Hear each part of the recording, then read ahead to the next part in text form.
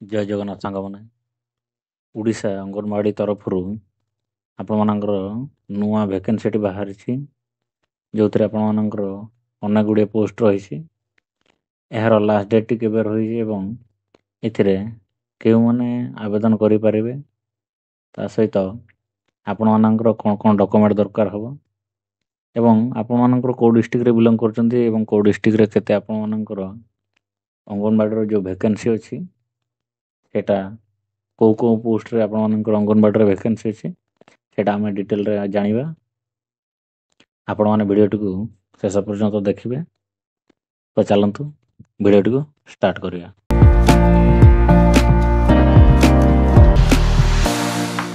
First ଆପଣମାନେ chrome ବ୍ରାଉଜରଟିକୁ open କରିବେ। ଏଠି ଆପଣମାନେ ସର୍ଚ୍ଚ କରିବେ ଓଡ଼ିଶା ଗଭର୍ଣ୍ଣମେଣ୍ଟ ଜବ୍। ସର୍ଚ୍ଚ କଲା ପରେ ଏଠି ଫାଷ୍ଟ ୱେବସାଇଟ୍ରେ ଆପଣମାନେ କ୍ଲିକ୍ କରିନେବେ। କ୍ଲିକ୍ କଲା ପରେ ଆପଣମାନଙ୍କର ଏଇଭଳିଆ ପେଜ୍ଟି ଓପେନ୍ ହେବ। ହେଲା ପରେ ଆପଣମାନେ ଏଇଠି ଦେଖିପାରୁଥିବେ ଯେ ଓଡ଼ିଶା ଅଙ୍ଗନବାଡ଼ି ରିକ୍ୱାରମେଣ୍ଟ 2025, ଯେଉଁଟାକି ଅଫିସିଆଲ ନୋଟିଫିକେସନଟା ଆପଣମାନଙ୍କର ବାହାରିଛି। 1000+ ପୋଷ୍ଟ ଆପଣମାନଙ୍କର ଭ୍ୟାକେନ୍ସି ଅଛି। ତ ତାରି ଉପରେ ଆପଣମାନେ କ୍ଲିକ୍ କଲେ ଏଇଭଳିଆ ପେଜ୍ଟି ଓପନ୍ ହେବ। ଓପନ୍ ହେଲା ପରେ ଆମେ ଏଠି ଦେଖିବା, ଏଠି ଲେଖା ହେଇଛି organization WCD department government of Odisha. ଜବ୍ଟା ଆପଣମାନଙ୍କର ରେଗୁଲାର ବେସିସ୍ ରହିବ। କାଟାଗୋରୀ ଓଡ଼ିଶା ଗଭର୍ଣ୍ଣମେଣ୍ଟ ଜବ୍ ତରଫରୁ ଏଇଟା ବାହାରିଛି। Then name of the post ଯଦି ଆମେ ଦେଖିବା, ଅଙ୍ଗନବାଡ଼ି ହେଲ୍ପର ଅଛି, ଅଙ୍ଗନବାଡ଼ି ୱାର୍କର ଅଛି ଆଣ୍ଡ ମିନି ୱାର୍କର ଆପଣମାନଙ୍କର ଅଛି। ଏହାକୁ ଆପଣମାନେ ଅନଲାଇନ୍ ମୋଡ଼ରେ ଆପ୍ଲାଏ କରିପାରିବେ। ଏଥିରେ ସବୁ ଅଲ୍ ଓଡ଼ିଶା କ୍ୟାଣ୍ଡିଡେଟ୍ ମାନେ ଏହାକୁ ଆବେଦନ କରିପାରିବେ। ପ୍ଲେସ୍ ଅଫ୍ ପୋଷ୍ଟିଂ ଆପଣମାନଙ୍କର ନିଜର ଯେଉଁ ପଞ୍ଚାୟତ କିମ୍ବା ନିଜ ଭିଲେଜ୍ ଯେଉଁ ଅଛି ସେଇ ଅଙ୍ଗନବାଡ଼ିରେ ଆପଣମାନେ ପୋଷ୍ଟିଂ ପାଇପାରିବେ ଏବଂ ଏଥିରେ କେବଳ ଫିମେଲ୍ କ୍ୟାଣ୍ଡିଡେଟ୍ ମାନେ ଏହାକୁ ଆବେଦନ କରିପାରିବେ। ଫିମେଲ୍ କ୍ୟାଣ୍ଡିଡେଟ୍ ମାନେ ହିଁ ଆବେଦନ କରିପାରିବେ ଏବଂ ଅନ୍ୟ କୌଣସି ପିଲାମାନେ ଆବେଦନ କରିପାରିବେ ନାହିଁ। ଦେନ୍ ଯଦି ତଳକୁ ସ୍କ୍ରଲ୍ କରିକି ଦେଖିବା, ଏଠି ଆପଣମାନେ ଦେଖିପାରୁଥିବେ ଏଜୁକେସନ୍ କ୍ୱାଲିଫିକେସନ୍। ଏଠି ଆପଣମାନଙ୍କର କ୍ୱାଲିଫିକେସନ୍ ପୋଷ୍ଟ ଅନୁସାରେ ଆପଣମାନଙ୍କର ରହିବ, ଯେଉଁଟାକି candidate must have passed 8th, 10th, 12th in any stream. ଆପଣମାନଙ୍କର ଗୋଟିଏ ରେକଗ୍ନାଇଜ୍ ୟୁନିଭର୍ସିଟିରୁ ଆପଣମାନେ ପାସ୍ ଆଉଟ୍ ହେଇଥିବା ଦରକାର।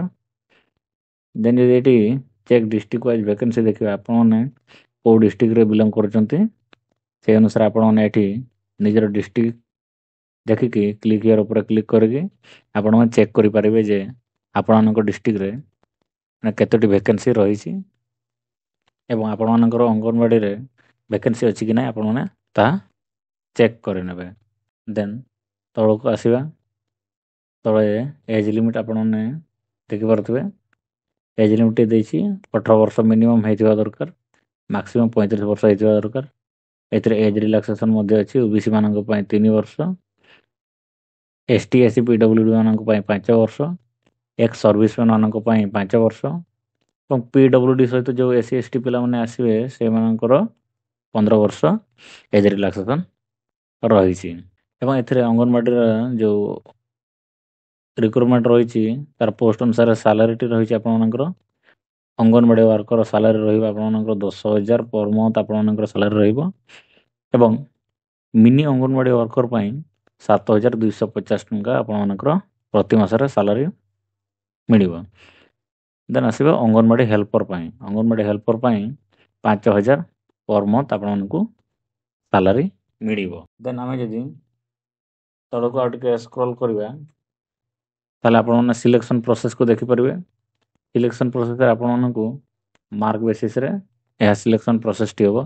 ଦେନ୍ ଆପଣମାନଙ୍କର ଡକୁମେଣ୍ଟ ଭେରିଫିକେସନ୍ ହେବ। ଆପଣମାନେ ମାର୍କ ବେସିସ୍ରେ ସର୍ଟ ଲିଷ୍ଟ ହେଲା ପରେ ଆପଣମାନଙ୍କର ଡକୁମେଣ୍ଟ ଭେରିଫିକେସନ୍ ପାଇଁ ଆପଣମାନଙ୍କର ଡକା ହେବ। ଏବଂ ଆପ୍ଲିକେସନ୍ ଫି ଯଦି ଦେଖିବା, ଏଥିରେ କୌଣସି ବି ଆପଣମାନଙ୍କୁ ଆପ୍ଲିକେସନ୍ ଫି ଦେବାକୁ ପଡ଼ିବନି। ସମ୍ପୂର୍ଣ୍ଣ ଭାବରେ ଆପଣମାନେ ଫ୍ରିରେ ଏହାକୁ ଆବେଦନ କରିପାରିବେ। ଦେନ୍ ଆମେ ଇମ୍ପୋର୍ଟାଣ୍ଟ ଡକୁମେଣ୍ଟ ଉପରେ ଯଦି ଦେଖିବା, ତାହେଲେ ଆପଣମାନେ 10th ସାର୍ଟିଫିକେଟ୍ ଦରକାର ହେବ ଏବଂ ଆପଣମାନଙ୍କର +2 +3 ତାର ମାର୍କସିଟ୍ ଦରକାର ହେବ, ସାର୍ଟିଫିକେଟ୍ ଦରକାର ହେବ। ଦେନ୍ କାଷ୍ଟ ସାର୍ଟିଫିକେଟ୍ ଦରକାର ହେବ, ଆଧାର କାର୍ଡ଼ ଦରକାର ହେବ, ଦେନ୍ ରେସିଡେଣ୍ଟ ସାର୍ଟିଫିକେଟ୍ ଦରକାର ହେବ, ଦେନ୍ ଆପଣମାନଙ୍କର certificate of experience in hostel management ଦରକାର ହେବ। ଦେନ୍ ଏମ୍ପ୍ଲୟମେଣ୍ଟ ରେଜିଷ୍ଟ୍ରେସନ୍ କାର୍ଡ଼ ଆପଣମାନଙ୍କର ଦରକାର ହେବ। Then self attested passport size photo ଆପଣମାନଙ୍କର ଦରକାର ହେବ। ଏବଂ ଆପ୍ଲାଏ ଡେଟ୍ଟି ଆପଣମାନଙ୍କର ଅଲରେଡ଼ି ଷ୍ଟାର୍ଟ ହୋଇଯାଇଛି। ଏହାର ଲାଷ୍ଟ ଡେଟ୍ଟି ରହିଛି 30 ଡିସେମ୍ବର 2024 ଆପଣମାନଙ୍କର ରହିବ। ଲାଷ୍ଟ ଡେଟ୍ ପୂର୍ବରୁ ହିଁ ଆପଣମାନେ ଏହାକୁ ଆବେଦନ କରିନେବେ। ତ ଆଉ ଟିକେ ତଳକୁ ସ୍କ୍ରୋଲ୍ କରେ ଆପଣମାନେ ଏହି ଇମ୍ପୋର୍ଟାଣ୍ଟ ଲିଙ୍କ୍ ଉପରେ ଦେଖିପାରୁଛନ୍ତି, ଯେଉଁଟାକି ରେଜିଷ୍ଟ୍ରେସନ୍ ଲିଙ୍କ୍ ଏଠି ଲେଖା ହେଇଛି। ଦେନ୍ ଲଗ୍ଇନ୍ ଲିଙ୍କ୍, ଦେନ୍ ଡିଷ୍ଟ୍ରିକ୍ଟ ୱାଇଜ୍ ଭ୍ୟାକେନ୍ସି, ଦେନ୍ ଅଫିସିଆଲ୍ ୱେବସାଇଟ୍ ଲେଖା ହେଇଛି। ଆପଣମାନେ ଯଦି ଏ ରେଜିଷ୍ଟ୍ରେସନ୍ ଲିଙ୍କ୍ ଉପରେ ଯଦି କ୍ଲିକ୍ କରୁଛନ୍ତି ତାହେଲେ ଏଇଭଳିଆ ପେଜ୍ଟି ଓପନ୍ ହେବ।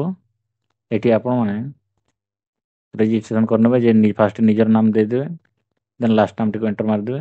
ଦେନ୍ ଆପଣମାନେ ୟୁଜର୍ ଆଇ ଡ଼ି ଆପଣମାନେ କେଉଁଟା ଦେବେ ସେଇଟା ଆପଣମାନେ ଏଠି ଏଣ୍ଟର ମାରିଦେବେ। ଦେନ୍ ପାସୱାର୍ଡ଼ ଆପଣ ଗୋଟେ ମାନେ ଭଲ ପାସୱାର୍ଡ଼ ଏଠି ଆପଣମାନେ କ୍ରିଏଟ୍ କରିନେବେ। ଦେନ୍ ଏଠି ଯେଉଁ ପାସୱାର୍ଡ଼ଟି ଏଣ୍ଟର କରିଥିବେ ଏଠି ସେଇଟାକୁ ରି ଏଣ୍ଟର କରିନେବେ। ଦେନ୍ ଭ୍ୟାଲିଡ୍ ମୋବାଇଲ୍ ନମ୍ବର ଏଠି ଏଣ୍ଟର ମାରିଦେବେ। ଦେନ୍ ଆପଣମାନଙ୍କ ଇମେଲ୍ ଗୋଟେ ଏଣ୍ଟର ମାରିଦେବେ। ମାରି ସାରିଲା ପରେ ଆପଣମାନେ ସବମିଟ୍ ଉପରେ କ୍ଲିକ୍ କରିଦେବେ। ଯଦି ଆପଣମାନଙ୍କର କୌଣସି ଏଣ୍ଟର କରିବାରେ ଭୁଲ ହେଇଥିବ ତାହେଲେ ଆପଣମାନେ ରିସେଟ୍ କରିକି ରି ଏଣ୍ଟର କରିପାରିବେ। ଏହାକୁ ସବମିଟ୍ କଲା ପରେ ଆପଣମାନଙ୍କର ରେଜିଷ୍ଟ୍ରେସନ୍ ପ୍ରୋସେସ୍ କମ୍ପ୍ଲିଟ୍ ହୋଇଯାଇଛି।